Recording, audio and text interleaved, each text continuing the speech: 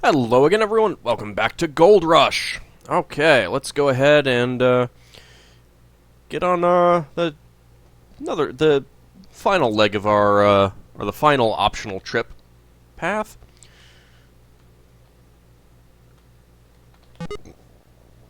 Excuse me. Is there something I can do for you? Buy net.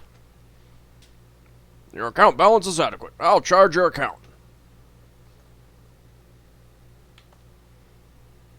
Cool. Look net. If you were to visit a place with many, many mosquitoes, this netting would keep those pesky pesty insects from biting you. Yep, we need that. On our trip to Panama.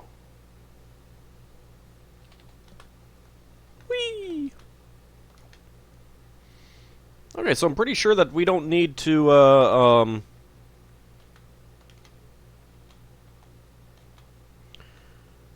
worry about the, actual time anymore, so let's go ahead and go.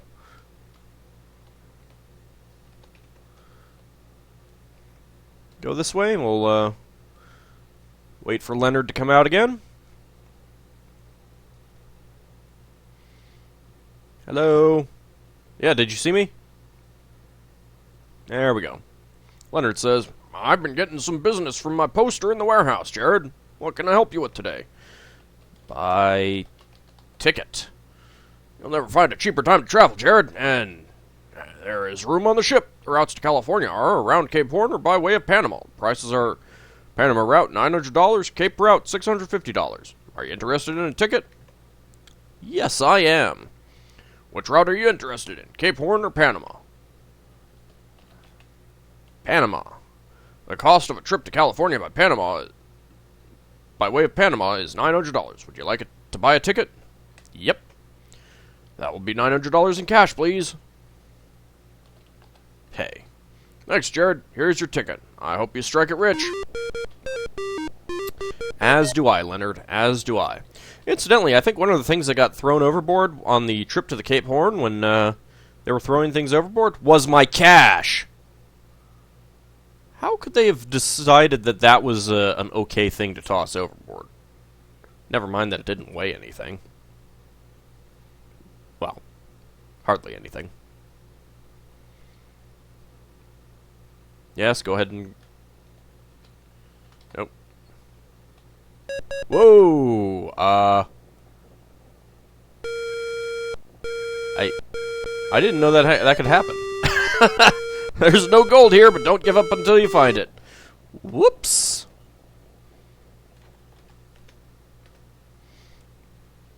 Well.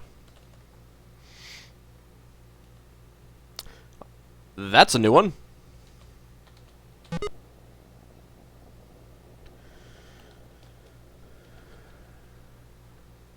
Yes, buy net.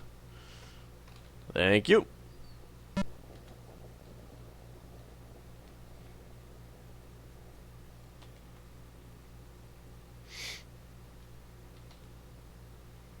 Okay, I don't think I'll go that way anymore. I don't trust it. I didn't know you could die there.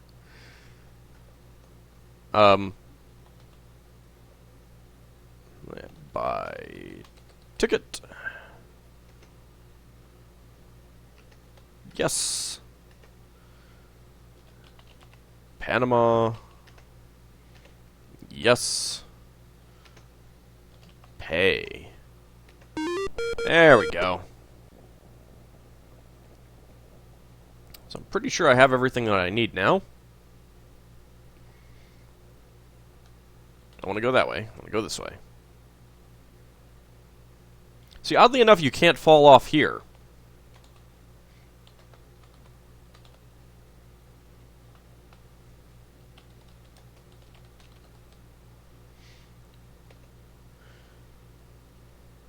Okay, let's get going. All aboard! You have 60 out of 60. Congratulations! Woohoo! And we're on our way again. This time with less death.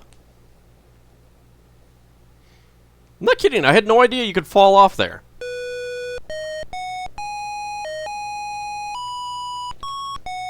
Whee!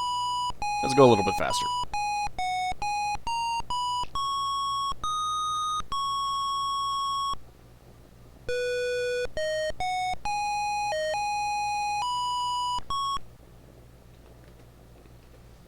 Let's quickly save it. Just in case. Oh, look, I cut off the music early. Whee! Whoa. Actually, let's,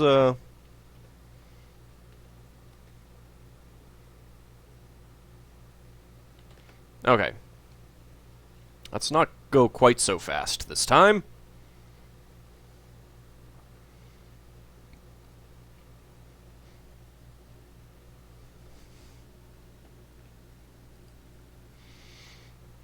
Yep, sailing out of the New York Harbor. There we go. Oh, I guess that just went really fast. The Panama route, since it is, in most cases, the most expensive route, generally attracts the slightly more sophisticated passenger. But the jungle has no respect for sophistication, only surprises. Some of these people haven't seen a hard day's work in their entire lives, save chopping that firewood for mother. But nonetheless, it has become the route taken by New York brokers, Philadelphia lawyers, Boston bankers, and big city doctors. The captain advises the passengers that it will take approximately 2 to 3 weeks to get to the Rio Chagres. There is one main advantage of this route over the Cape Horn route. It normally takes less time than the Cape Horn route, getting you to the California Gold as soon as possible. That is, if everything goes right, you are taking a big chance on catching a ride on the Pacific side of the Isthmus, whatever. You must also contend with the Panamanian jungle. Oh, how bad can it really be? As you travel further south, the humidity continues to rise. In the distance, you get your first glimpse of the Panamanian coastline. It is a wall of green rising abruptly from a beautiful blue sea. There are a few coral islands and reefs that your captain meticulously maneuvers around. I guess I don't really get an opportunity to wander around the boat. The scene as you see it is as it has always been. It will be just as difficult to walk across the isthmus today as it was for Balboa centuries ago. Rocky? I didn't know Rocky was that old. Near the mouth of the Rio Chagres are ancient Spanish, Scottish, and English forts, now in ruins. The most famous of these is Fort San Lorenzo. Hidden by the dense jungle are many more that are now invisible. Other cities and fortresses, which once flourished, are now overgrown and hidden. No one knows where they are. Ships arriving from all over the world are not allowed to dock on the Caribbean side of the isthmus. Ships must anchor off shore, which results in the passengers having to pay exorbitant prices to native business people for a ride to shore. You will ride to the shore and 40 miles up the Rio Chagres in small wooden boats. Offshore, it is beautifully silent. Mouth of the Chagres River. Whee! Isthmus of Panama. I hate that word. Fort San Lorenzo. City of Chagres. The thickest jungle you have ever seen, because clearly you know jungles, having lived in New York all your life. Right? That's how it works, right? Do-do-do-do-do. Ah, fun little native skiff.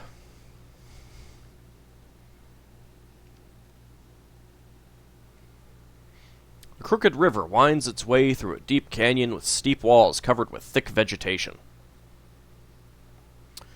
Let's go ahead and save the game.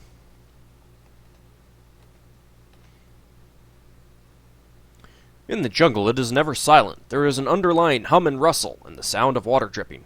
Birds are squawking, monkeys are chattering. Things you can't see are crashing and crumbling. The wildlife is breathtaking. Monkeys are seen swinging in the trees, alligators are sunning on the logs, jaguars stalk the shore, flamingos, pelicans, eagles, blue and white herons, and vultures dot the sky, not to mention all the creatures you can't see that are watching you, just waiting for you to screw up so they can eat you. Taste your delicious flesh. Oh, incidentally, I don't know if anyone noticed, but my maximum score is up to an available amount of 255. Rather than 250. Yep, this path gives you a slightly higher opportunity for more points. Insects are unbearable. They are not just a nuisance. They carry dreaded, deadly diseases. Well, luckily I have my mosquito net. At times it is necessary to get out of the boat and drag it through shallow portions of the river. You don't want to touch the jungle plants. Some of them have poisonous juice. Some have 4-inch spikes. Some have blades as long and sharp as swords. You sweat continuously. The temperature may only be 85 degrees Fahrenheit, but the air is saturated and perfectly still. All around you is the smell of hot, wet, rotten vegetation. Oh, there are going to be shambling mountains all over the place, aren't there? You're beginning to wonder why you ever left the comforts of Brooklyn.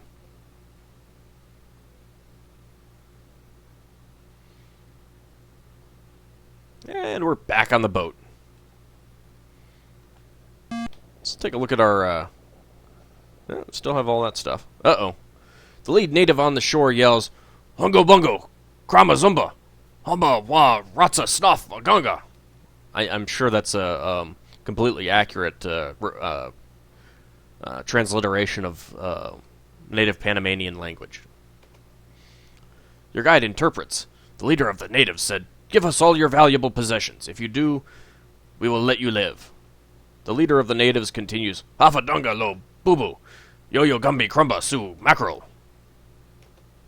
The guide interprets, "If we don't, they will kill us as dead as a mackerel." The guide continues, "I don't think they are bluffing. Do you think we should give them our valuables?" Can I save it? Ha ha ha! I can save it. No! You tell the guide to tell the natives, "No way!" The guide boldly tells the natives, "Orva me, dumba bumbi." Oh! Oh, this is, doesn't look so good. Uh-oh. Nice shot, Harry. All in a day's work, Frank. Somehow it sounds like that was a trap. There goes the boat. A well-aimed native spear has ended your trip right here. Oh, shucks. Okay, yes. You tell the guide to tell the natives we will cooperate. The guide says to the natives, "Harngo Yogonza, no minda Yurasava, Uwen Buzogoza." Your gold coin is deep in your pocket. As you empty your pockets, you daringly leave it there. The letter from your brother Jake is in your hip pocket along with the gold flake under the stamp. You leave that there. Your family photo is in your pocket, so you keep that. Everything else you have with you is thrown onto the shore. The leader of the natives runs over to the loot lying on the shore. The leader of the natives says, "Mumbo ala jumbo, ya suna gumbo, bermango soma ruba." Your guide interprets, "They are happy with them, with the items we have given them. We are free to go." Let's see, what did we lose? Yep. Every path has a spot where you lose everything. Hi, little snake. I see you in that tree.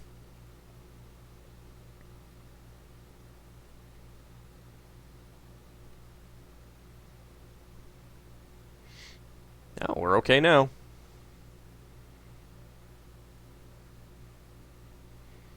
Following along everyone else.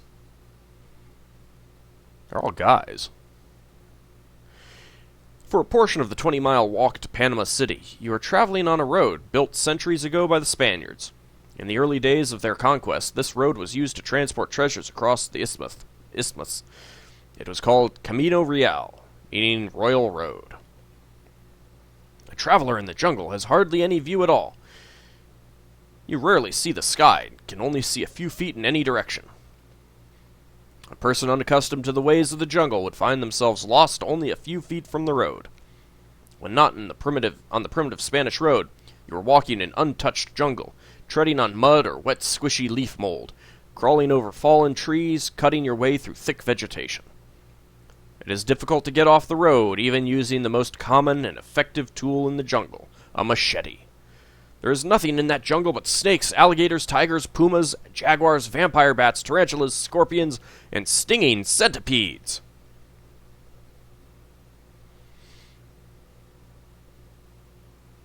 And once again, there's someone just standing there reading a book. Okay, let's go ahead and save the game here.